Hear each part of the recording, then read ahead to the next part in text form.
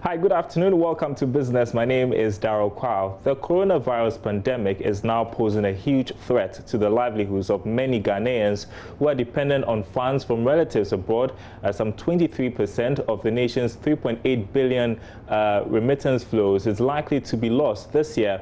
According to the World Bank, remittance flows around the world are set to plummet more than $100 billion this year due to the several travel restrictions which have made it difficult for migrants to send money back to their families. Speaking to Joy Business, the project assistant for migration and development at the International Organization for Migration, Eric Kwame Akumenyi, explained the current development will have negative consequences for many households.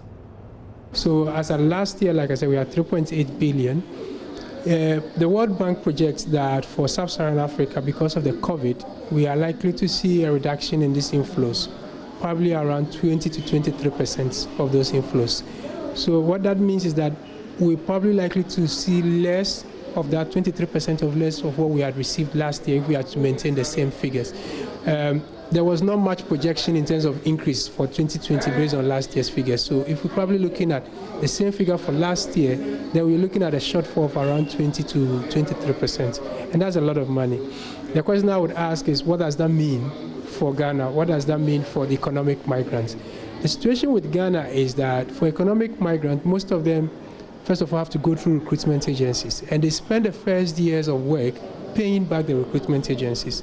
So if as a result of COVID, most of them are losing their jobs, most of them are out of work, what it means is it will be difficult to pay back most of these recruitment agencies. And that will have a lot of impact, because that put the migrants in a very vulnerable situation. Beyond that, if migrants are able to send monies back home, these monies are going to migrant sending households, which are mostly households that are so much dependent on remittances.